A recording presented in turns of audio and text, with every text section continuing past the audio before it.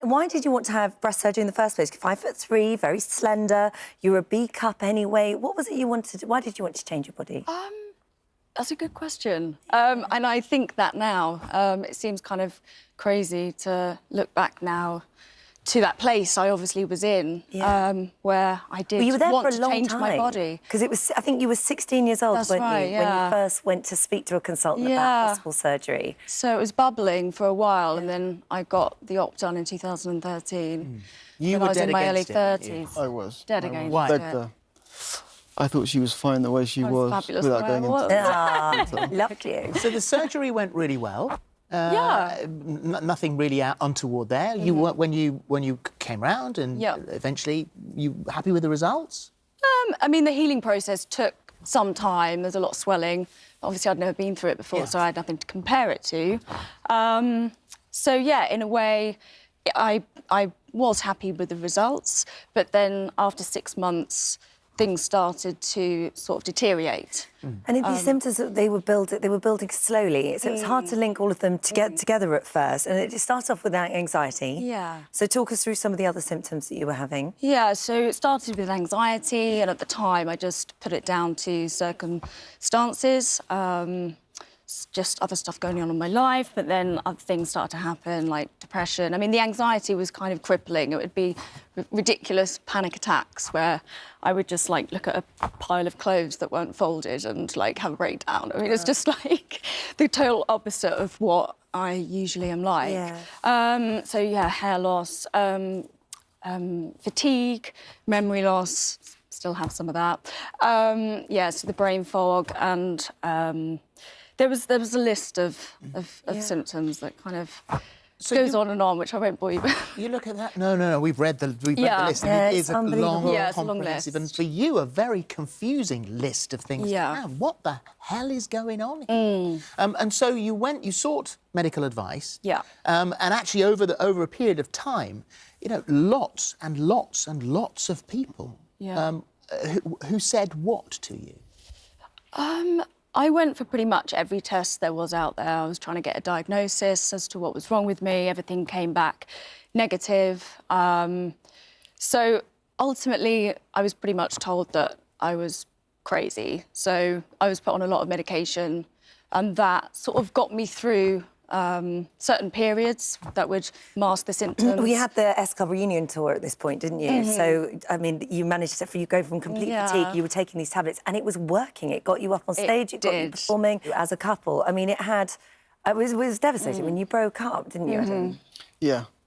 I was more carer than partner. Yeah. It was quite stressful. What was it like for you? It was difficult because I had to separate the two. She was behaving in a way that I just didn't recognise. And I had to remind myself that this was symptomatic. It's not really Hannah. It's just the silicone that's playing havoc with her. Well, you were making that connection, a connection that no other medical professional was making, that there could be some sort of connection between the silicone and what was happening to your body, to your mind.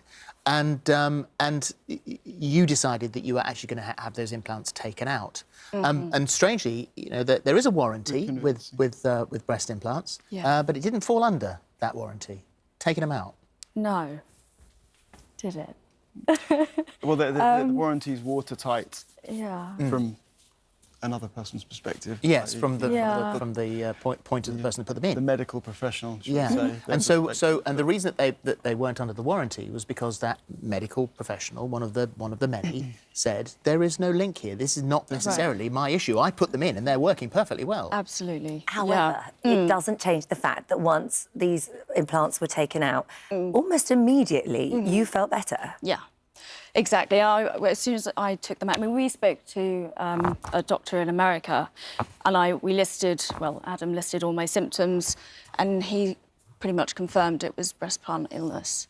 But he did say that there's no test. There's no test, so definitive test that you can do. but that's the best you're going to get. So you can't test for it. Right. So that gave me, I mean, you were convinced anyway, but that gave me the confidence to go ahead with the explant, and also I'd been through every other test that, you know, I had no diagnosis, so it was kind of the only other option. So when you took, when they were taken out, yeah. how quickly did you feel different? My energy came back, like, in bucket loads. I also had low-grade fever throughout the time that I had the implants in, and automatic, you know, it just came straight back up to normal. Anxiety? Anxiety went down, and then it was just a case of the journey of detoxification and just getting all the heavy metals out and getting the immune system back up and getting running. back healthy, and you got Hannah back. Yeah. I did. And you did. So what would you say to anybody considering having breast surgery? Well, yeah, it was just one thing, like, when I was in my sort of darkest moments, when I had moved down to the living room because, like, I was unable to get up the stairs anymore. I just promised myself that I would make one story just to get it out there of, you know, potentially what can happen, because obviously it affects different women in different ways. Yeah. It's not going to affect every person in the same way, but it is obviously something to be aware of. Yeah, it's something to really be aware of and can really impact your immune system.